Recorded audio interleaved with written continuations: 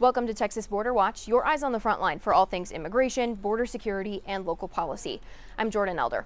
We want to start this week with the latest on what's going on at the Dilley Detention Center. So this is a family immigration facility just southwest of San Antonio, meaning it is meant to hold families. And it's come in the headlines in recent weeks because that's where 5-year-old Liam Ramos and his father were held after they were detained by ICE in Minneapolis. They were transferred to this facility, and that led to a lot of protests. Groups of protesters traveled from all over Texas to demand Liam's release and an end to family detention in general. So they marched from a park in Dilley all the way up to the detention center. And at some point, Texas DPS was kind of holding the line of where it crossed over from a public street to private property. And they ordered for those protesters to disperse. Most of them did, but some continued trying to push closer. And our crews were on the ground when DPS had to deploy pepper ball projectiles to kind of help dissipate that. So we want to show you that footage. What the hell? Now he's ready to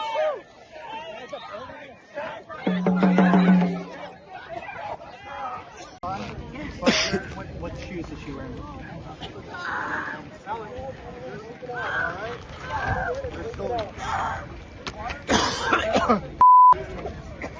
Liam and his father have now been released from that facility. Congressman Joaquin Castro of Texas shared some images of what that trip was like for them when they were released and then taken back to Minnesota.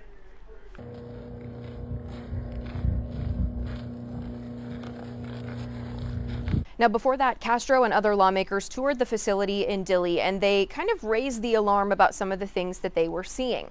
Court filings also recently showed that there were issues with food at this Dilley facility, that maybe there were worms and mold in it, and that people were not getting the resources that they needed. So here's what they said about what they saw on the ground there. There's a 2-month-old baby who's been there for 4 or 5 days. There are kids under 5 years old. There are folks who are 8, 9, 10, up into the teenage years. There are folks who are mentally broken because of the trauma that they're experiencing in Dilley. You have so many mothers in this facility. They didn't care about themselves, I'm gonna be perfectly honest. They were concerned about their children. We heard the same story over and over and over about how they were depressed, about how they weren't eating, about how children were throwing up. We went into a housing facility, because I don't know that they were really trying to take us into one, but we went, and there was an area that was almost set up like a kids' play area. And we walked in, and as soon as we walked in, everyone kind of flooded towards us. And at some point in time, it seems like they told us that they were actually educating these kids. And the kids were like, no, we're not in school. We're not getting anything. And so my staffer is like, what's up? Because y'all told us they were getting this. They reopened this facility that had been shuttered under the Biden-Harris administration. They reopened this facility back in April of last year. They continue to house children there. And they are not getting any education. Their education is being thwarted. However, we also spoke with Congressman Tony Gonzalez, who is a Republican, and he says that he's toured this facility in Dilley several times. He actually shared this video with us from one of his recent trips to the facility. He calls it state of the art. It is, to be frank, it is better and in better condition than some of our schools here in San Antonio. And so there's a school, there's a church, there's a place for them to play soccer, a big cafeteria. It's a detention facility for people that are in our country illegally. So as nice as a detention facility can be, but it's very professionally ran. The people of Dilley, they take a lot of pride in that area. And that's another thing too is, we're Military City USA. We are a city that supports our military. We also support our law enforcement. I think we can do all those things, support our local, state, and certainly our federal law enforcement, and also, make sure that we're compassionate in when we do some of these operations. I've been contacted by a few people who used to work at this detention center in Dilley, and they tell me that it is clean and that the people who are staying there do have access to the resources that they need. We also have heard from DHS in recent days that there were 2 cases of measles at the Dilley detention facility from people who were moved there. We have been told that the people who were diagnosed with measles are no longer contagious and that DHS is taking precautions on that. Congressman Henry Cuellar is sounding the alarm about the construction industry industry, specifically in South Texas. He says that criminal illegal aliens do need to be taken off the streets, but he and some other advocates that were visiting Washington say it's having a chilling effect on people that would normally be trying to work in this industry. Here's some of what they told reporters. We need an immediate stop on the enforcement on construction sites. More than ever now, because we don't believe that companies and the economy could sustain this. It's definitely not going to be sustainable all the way through November. So we're here in person to go ahead and let our representatives know, and the people that are in charge of the way this economy moves, to let them know that we're seeing a drastically decline in numbers when it comes to the economy. So that's exactly what we need. We need an immediate stop and enforcement on our construction sites.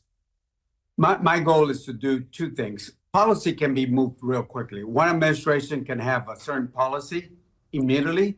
Another administration can come in and change it. In my opinion, I think the prior administration was letting everybody in. That's wrong. This one, it's very, very, very strict, overreach, and I think we need to calibrate that policy. There are some in the administration or Republicans who say just hire American construction workers. Is that practical?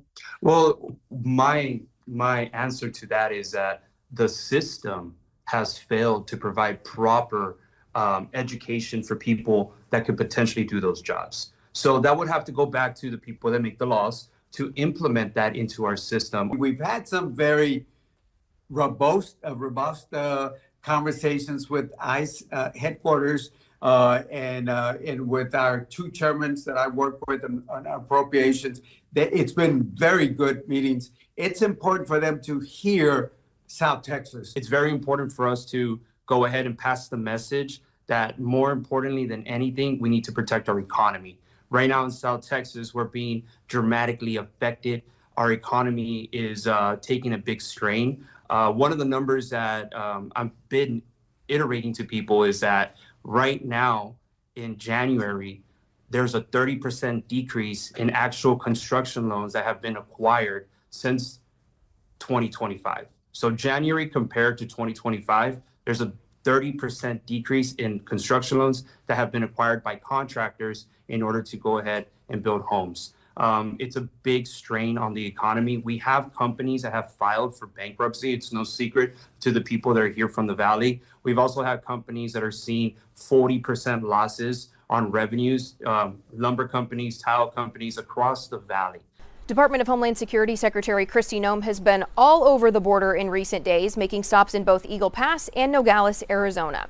Here's a look at some of the photos that she shared of her time in Eagle Pass. Several administration officials joined her in Arizona, but some of the things announced there are also going to have big impacts in Texas. Most of the officials talked about how low crossings are right now, low for a full year. It is so quiet here now today that sometimes we even forget how bad it was just a little over a year ago. And the importance of the accomplishment that has happened over this last year cannot be forgotten. Hardworking Americans all along this southern border were devastated.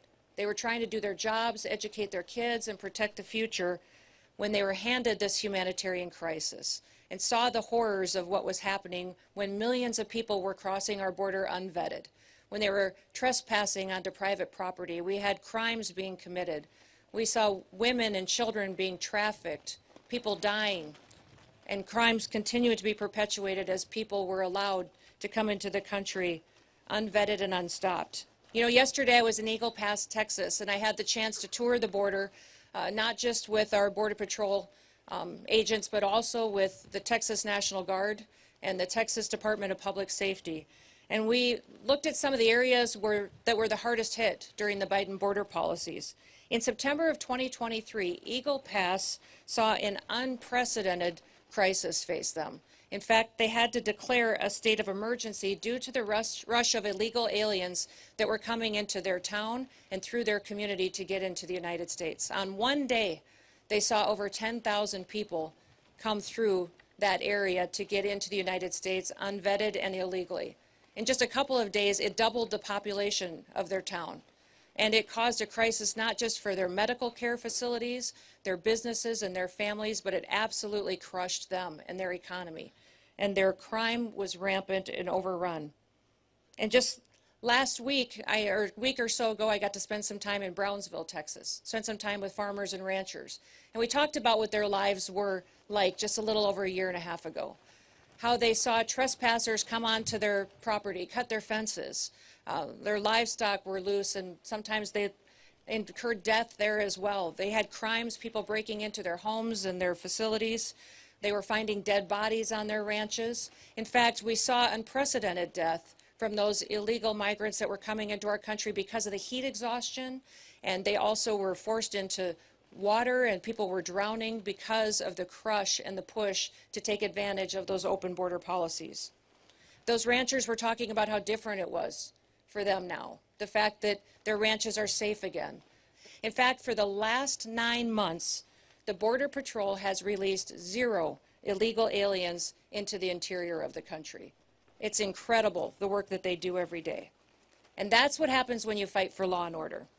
Overall, Customs and Border Protection has recorded the lowest number of encounters in the agency's history in 2025. Daily encounters have fallen by 95% over the last year. While the daily average of apprehensions in the Biden years was over 5,100 per day, in the last year it was less than 250. There were no new policies announced specifically at that stop in Nogales. The secretary and a lot of the other border officials that were there taking time to thank the Border Patrol agents that have been doing the work in that area. And they also took a moment to talk about the border wall itself. We told you on Texas Border Watch that there's a new effort underway to paint the border wall black, and all of the new sections that will be installed could potentially be painted black. Secretary Noem said again, this is at the president's request. He says that by doing this, it will kind of increase the longevity of the wall by making it so that it doesn't rust as easily, and it'll kind of maintain the structure. But also he feels that it will make the pillars hotter and harder for people to climb over. If there are any new policies announced, you know that we will be the first to bring it to you. For this week's Texas Border Watch, I'm Jordan Elder.